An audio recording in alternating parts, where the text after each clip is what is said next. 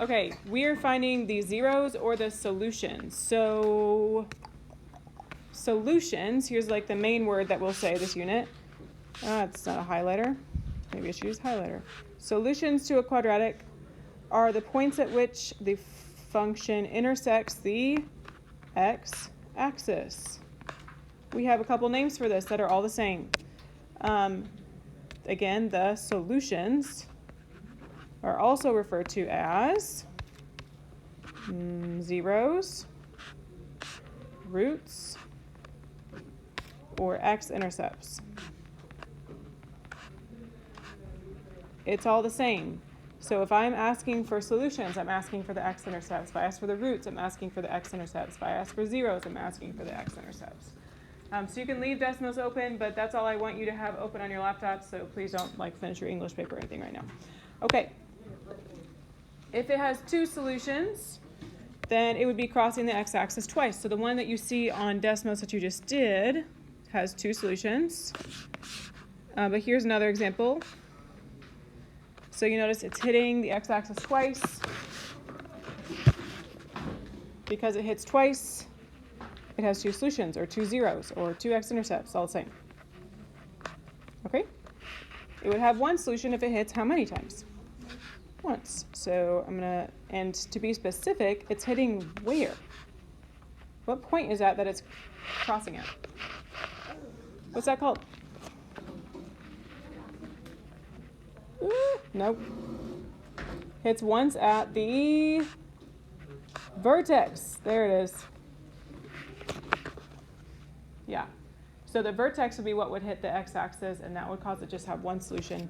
It would have no solutions if it hovers above or below, like this, or it could be obviously facing the other direction. So this one hits never, or never hits 0 times. What's important about this is that it's no real solutions. So in the past, you probably just said no solutions, but in Algebra 2, we say no real solutions because we will actually solve for the imaginary solutions here very soon. Woo-hoo. Desmos is your BFF, so these are screenshots from Desmos. We're going to find the solutions on these. We're just using a graph to determine the solutions here.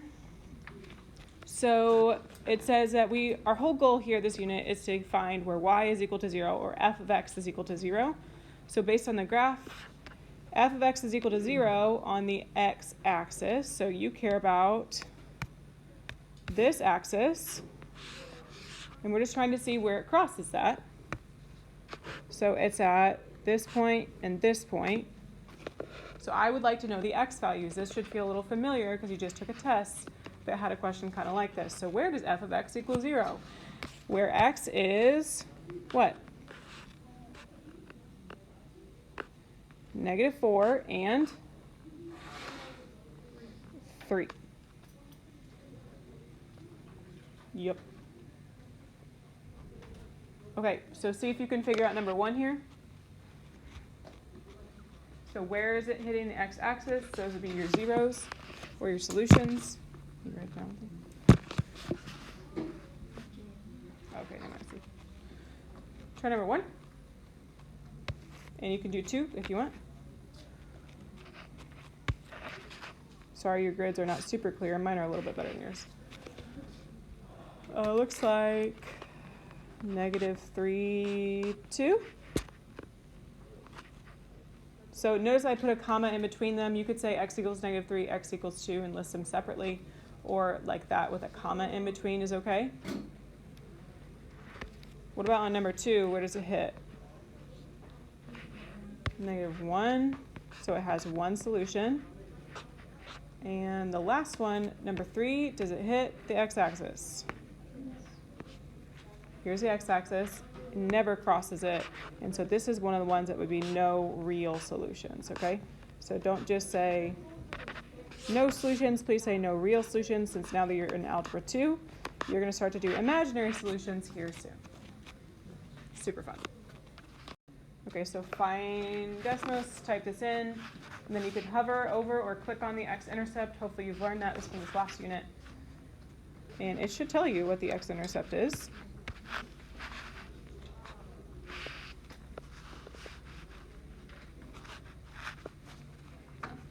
1.1108, comma 0 is a number you're seeing there. So that's your second point. And so when you list out your intercepts or your zeros or your solutions, all the same thing, roots, I have two. The first one is at negative 3.608, comma 1.108.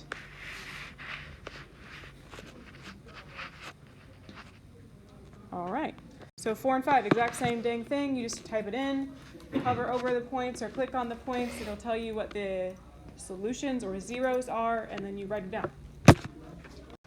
All right. So if you know how to type into a calculator correctly, then you should probably have this. X equals 0.184, comma 1.816. Your second one would be number 1.162. I'm trusting Hannah. Do you guys agree with this? Okay. All right. All right, you are going to check the coefficients for a GCF first. So first, just looking at the numbers, and maybe it'll ring a bell. So I'll look at 12, 36, and 6. What do they all divide by?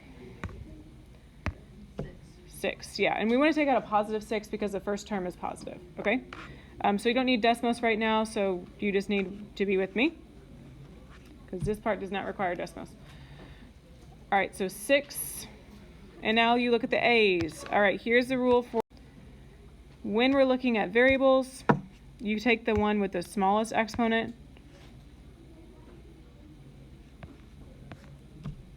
All right, so if I look at the A's, dang it, sorry. My smallest exponent, a to the 5th, a to the 4th, a to the 2nd. What's the smallest exponent? A to the 2nd. Okay. So we want to take out an a squared. And then because you can't take out 5 a's from something that only has 2. And then lastly, b to the 2nd, b to the 3rd, b to the 2nd. You take out the smallest amount. So that would be b to the 2nd. Because you need the most they have in common. The most they have in common is 2 of them. Okay, and then depending on what helps you, you divide out. Like if this helps you, then actually write the division. 6a squared b squared divided by 6a squared b squared. This is totally optional, but I think helpful if you struggle with this, okay? All right, you are just dividing the numbers as normal. Something to remember from algebra is that you subtract your exponents because you are doing division, and that's the exponent rule. Is when you have division, you subtract your exponents because you're like canceling out. Or another way to think about it, you took a certain amount the outside, so you're just trying to figure out how much is left over. All right, so 12 divided by 6 would leave me with 2.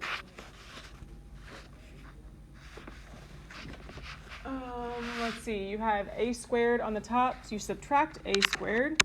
A to the 5th, and you do 5 minus 2. So you have how many left over?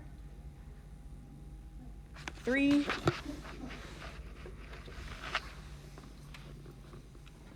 then you had b squared, but you just took out a b squared. So how many are left? Nope, none. Okay, next term. 36 divided by 6. Well, it's actually negative 36 divided by 6. Negative 6. You have a to the 4th, and you take out 2 of them. How many are left? So you're subtracting 4 minus 2. 2 left over.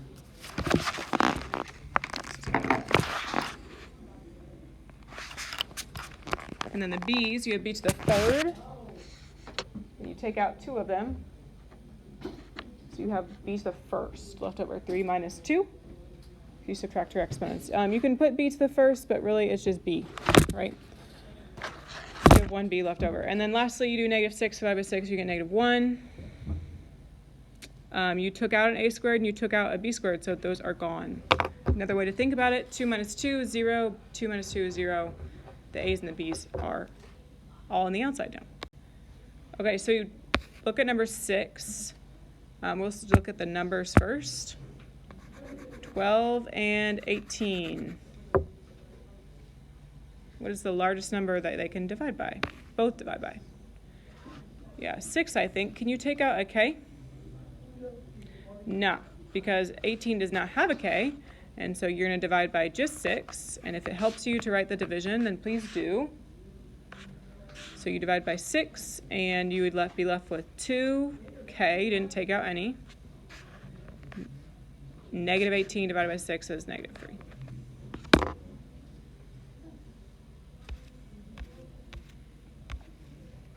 All right, take a second and talk to your table. Try and figure out what's the largest factor that 40 and 64 divide by.